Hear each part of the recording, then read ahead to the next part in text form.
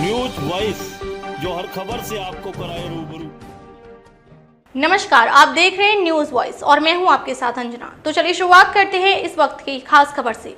दोस्तों, कुछ समय पहले तक तहसील से संबंधित काम करवाना शेर के मुंह से निवाला निकालने से कम नहीं था। तहसील से संबंधित कामों को करवाने के लिए आम लोगों को काफी मशक्कत करनी पड़ती थी, क्योंकि संबंधित काम करने से पहले अधिकारी और कर्मचारी आपको इतनी औपचारिकताएं बता देते थे कि उन्हें पूरा करना हर किसी के लिए संभव ही नहीं होता था। यदि कोई व्यक्ति भागदौड़ कर सभी तरह की औपचारिकताएं पूरी कर भी लेता था तो दलालों के माध्यम से अधिकारियों और कर्मचारियों की जेब गर्म किए बिना काम करवाना संभव नहीं था। वहीं कुछ लोग भ्रष्ट अधिकारियों और कर्मचारियों के साथ मिली भगत कर दस्तावेजों में गड़बड़ी और दूसरों की जमीनों को भी आसानी से हड़प लेते थे। ऐसे में यह अपने आप में एक बहुत बड़ी समस्या थी। इसी भ्रष्टाचार का खात्मा करने की कसम खाने वाले मुख्यमंत्री मनोहर लाल को अच्छी तरह पता था कि सरकारी विभागों में भ्रष्टाचार जड़ों तक कैंसर की तरह फैल चुका है, जिसे पूरी तरह खत्म करना इतना आसान काम नहीं है। मनोहर लाल को समझ आ चुका था कि भ्रष्टाचार का सफाया सिर्फ पारदर्शिता को हथियार बनाकर ही किया जा सकता है। सरकारी विभागों में पारदर्शिता लाने के लिए मनोहर लाल पिछले करीब 9 साल से बारी बारी उनके कामकाज को ऑनलाइन प्रणाली से जोड़कर भ्रष्टाचार पर चोट पहुंचाते आ रहे हैं।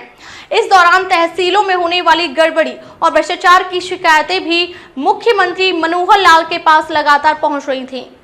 बेशक पोर्टल को लेकर विपक्षी दलों द्वारा उनकी लाख आलोचना की जा रही हो, लेकिन उन्होंने पोर्टल के माध्यम से सरकारी तंत्र से भ्रष्टाचार को मिटाने की ठान ली।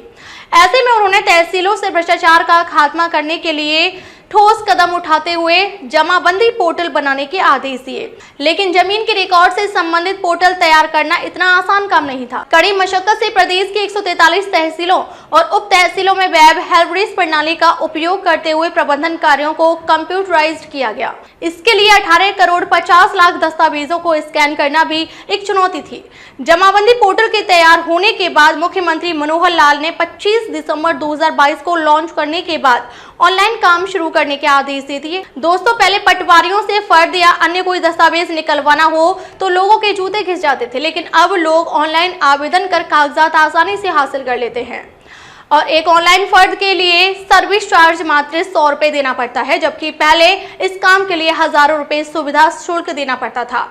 वहीं अब लोग मनोहर लाल द्वारा दी गई इस सौगात का खूब फायदा उठा रहे हैं। इसके अलावा जमाबंदी पोर्टल लॉन्च होने के बाद मात्र 4 महीने में करीब 10,000 से ज्यादा लोगों ने डिजिटल हस्ताक्षर युक्त ई फर्द ऑनलाइन डाउनलोड किया। इस पोर्टल पर ही ई फर्द के अलावा भूमि डेटा से संबंधित सभी जानकारियां जैसे कि खसरा, खतौनी, जमीन का नक्शा, प्रॉपर्टी रजिस्ट्रेशन, स्टाम्प शुल्क, कैलकुलेटर आदि सेवाएं उपलब्ध करवाई जा रही हैं। मगर ऐसा भी नहीं है कि प्रदेश में भ्रष्टाचार पर पूरी तरह लगाम लग चुकी है। मुख्यमंत्री मनोहर लाल कितनी भी ईमानदारी से पारदर्शिता लाने के लिए ऑनलाइन व्यवस्था को लागू करने की कोशिश कर रहे हों, लेकिन वर्षों से सरकारी तंत्र के जड़ों में दीमक की तरह फैल चुके भ्रष्टाचार को ऑनलाइन व्यवस्था के हथियार से खत्म करने में थोड़ा वक्त तो जरूर लगेगा। ऐसे में एक बात तो जरूर है कि जो लोग यह कहते हैं कि भ्रष्टाचार तो अभी भी नजर आता है, तो हमें यह नहीं भूलना चाहिए कि हरियाणा के इतिहास में ऐसा कभी नहीं हुआ जब बड़े से छोटे स्तर के सैकड़ों भ्रष्ट सरकारी अधिकारियों और कर्मचारियों के खिलाफ FIR दर्ज की जा रही हो और उन्हें गिरफ्तार भी किया जा रहा हो। इसीलिए तो लोग कहते हैं कि मुख्यमंत्री हो तो मनोहर लाल जैसा। तो आप देख रहे थे रेवाड़ी से संजय कौशिक के साथ अजय सागरत्री की यह खास रिपोर्ट। ऐसे ही किसी और खास रिपोर्ट के साथ जल्द हाजिर होंगे। तब तक आप देखते रहिए न्यूज वॉइस। नमस्कार।